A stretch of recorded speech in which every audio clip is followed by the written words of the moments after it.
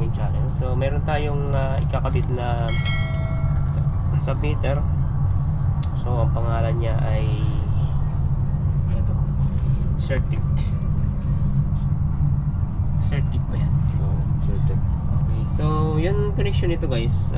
Yan siya. So hindi kagaya ng ibang mga metro na yung kanyang connection, yung line 1 at line 2 magkatabi. So yung connection nito, yung line 1 niya nasa 1, yung line 2 niya nasa 3. Kaya kung halimbawa ito ay gamit na tapos iba ang nagkabit at hindi tinister, pwedeng magkamali siya, or kung hindi niya chinek ng mabuti, pwedeng magkamali. So ayan, may number naman yan dito. Ito 1, ito 2, ito 3, ito 4. So ito yung diagram niya. So ito yung mula sa ating source, may power. Ito ang dalawa. Tapos ito na yung papunta sa load. Yan, papunta na sa mga gamit ng ating bahay, kung sa bahay natin ilalagay. So yan, ang papalitan natin ayun nandun sa taas. So yan ay wala namang power dahil yan ay para sa emergency. Pero double check pa rin natin, test rin natin yan. Ito muna. So ito, yan, lulubagan lang natin to connection nya. So normally ay dala-dalawang screw talaga yan.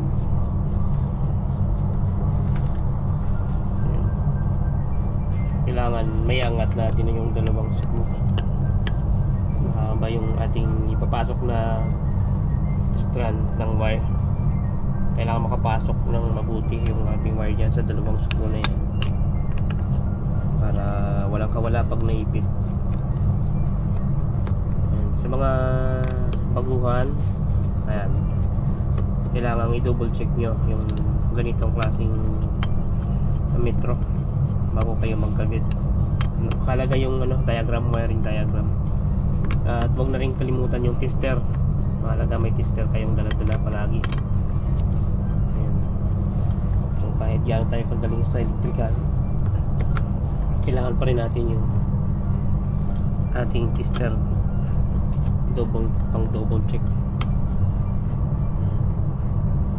So yan, testerin natin yan. So tester. Ito kasi magkakasama yan eh. Ito kasi ito at ito ay wala yan. Wala yan. Tapos ito, yan.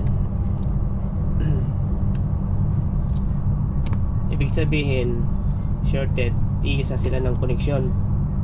Yan o.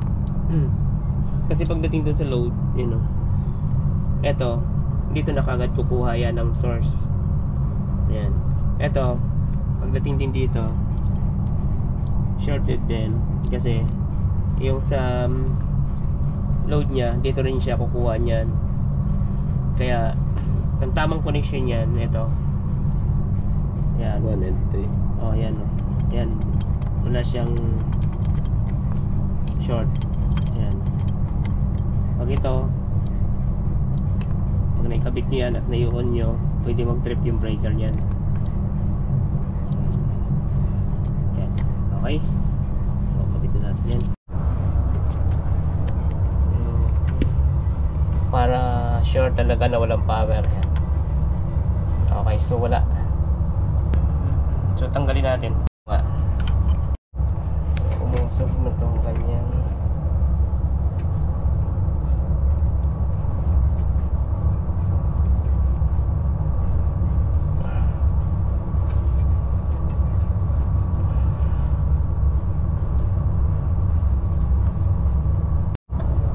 double check pa rin natin dito yung connection yan.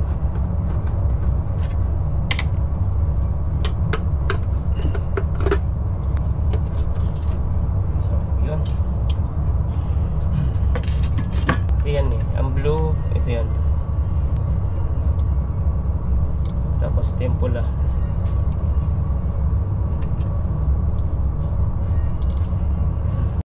Tatama doon sa dating screw, malaki. Malaki ng konti ito.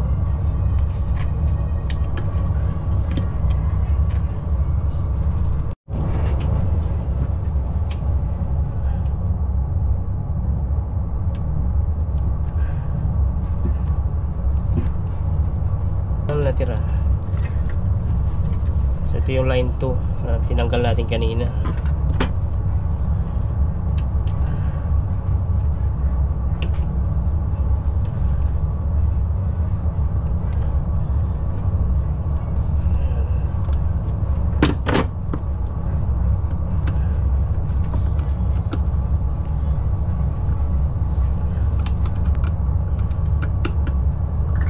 Kapos na yung wire medyo kapos konti yung isa kasi nga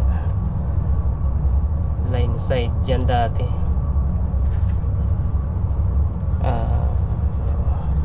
line side nya ito pa rin line side pa rin naman yan kaya lang na sa number 3 mabalik yung Mikachuk palabas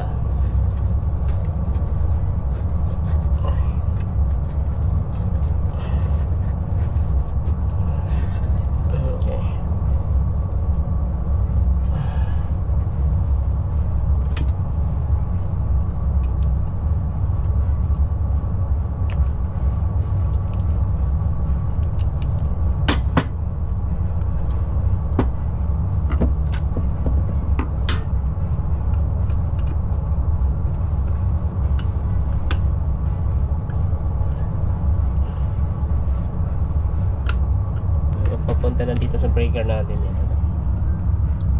Yan tapos itong blue na to ito yan.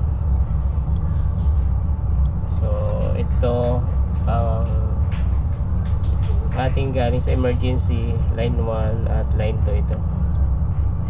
Yan. Okay.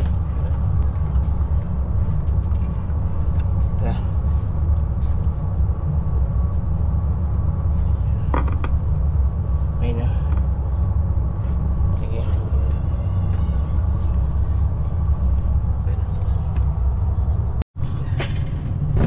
So yun guys, hanggang dito na lang yung ating for today's video. Ayan, so salamat sa patuloy na pag-suporta sa aming channel. Ayan, sa mga baguhan, ganun lang kailangan gawin nyo kapag nagkabit kayo ng intro. Kailangan i-sure pa rin kahit may diagram. Kailangan may piston palagi. Ayan, para sigurado.